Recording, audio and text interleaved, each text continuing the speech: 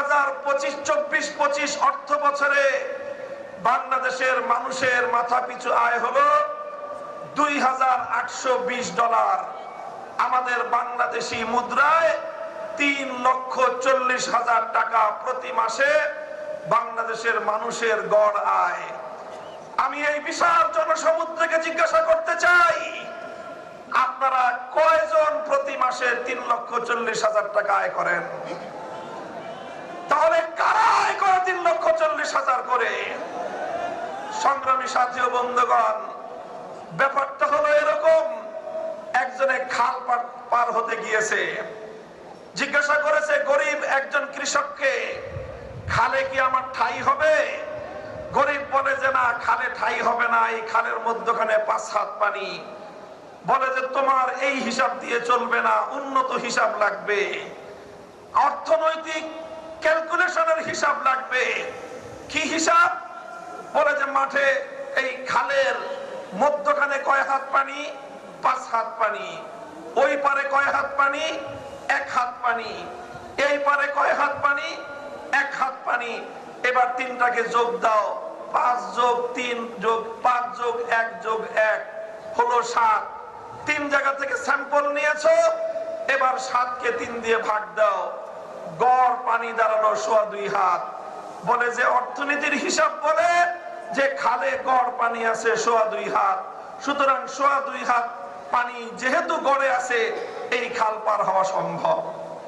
আমি আপনাদেরকে জিজ্ঞাসা করতে চাই, এই গড় হিসাব করে যদি কেউ খাল পার হতে যায়, 5 হাত পানিতে তার ঠাই হবে?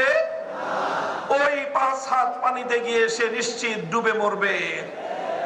আমাদেরকে উন্নয়নের গল্প শোনায়, বাংলাদেশ থেকে লক্ষ লক্ষ কোটি টাকা দুর্নীতি করে দুর্নীতিবাজদের আকাশচুম্বী আয়, সাধারণ মানুষের নাভিশ্বাস ওঠা, দারিদ্র সীমার নিচে বসবাস করা সেই জনতার আয়ের সঙ্গে গড় হিসাব করে পার ক্যাপিটা ইনকাম দিয়ে, মাথাপিছু আয় দিয়ে বাংলার মানুষকে বারবার ধোঁকা দেওয়া হয়েছে, প্রতারণা করা হয়েছে। এবার ইসলামী দলগুলোর ঐক্যবদ্ধ আন্দোলনের মধ্য দিয়ে গোটা বাংলার তাওহীদি জনতা জেগে উঠেছে। ভারতবাদীর রাজনীতি আর বাংলার মাটিতে চলবে না। এবার বাংলার জমিন এদেশের সাধারণ মানুষের বিজয়ের মধ্য দিয়ে আল কোরআনের শাসন কায়েম হবে ইনশাআল্লাহ। কোরআনী অর্থ ব্যবস্থা, আল কোরআনের বিচার ব্যবস্থা, ইসলামের শাসন ব্যবস্থা, ইসলামী শিক্ষা ব্যবস্থা বাস্তবায়নের মধ্য দিয়েই সোনার বাংলাদেশ আমরা গড়ে তুলব ইনশাআল্লাহ। আপনারা ঐক্যবদ্ধ থাকবেন তো? আমরা বলি সোনার বাংলাদেশ দেখা শেষ, নতুন বাংলাদেশ দেখা শেষ, সবুজ বাংলাদেশ দেখা শেষ, ডিজিটাল বাংলাদেশও দেখা শেষ।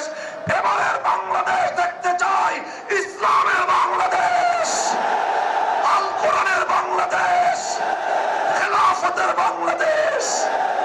হাতে হাত রেখে টেকনাফ থেকে তেতুলিয়া সকল ষড়যন্ত্রের বিরুদ্ধে, চক্রান্তের বিরুদ্ধে, আধিপত্যবাদের বিরুদ্ধে আমরা ইস্পাত কঠিন জনতার যে ঐক্য গড়ে তুলেছি, জনতার বিজয়ের মধ্য দিয়েই ইনশাআল্লাহ চূড়ান্ত লক্ষ্যে পৌঁছবে। আপনারা সকলেই যার যার জায়গা থেকে ঐক্যবদ্ধ প্রচেষ্টা চালিয়ে যাবেন তো ইনশাআল্লাহ। আজকের এই বিশাল গণসমুদ্রর গণসমাবেশ আল্লাহর রহমতে সাফল্যমণ্ডিত হয়েছে। এখন থেকে ঐক্যবদ্ধভাবে আগামী জাতীয় নির্বাচন এবং গণভোটে হা বাক্সকে বিজয়ী করবার জন্য ময়দানে নেমে পড়বো ইনশাআল্লাহ আমরা।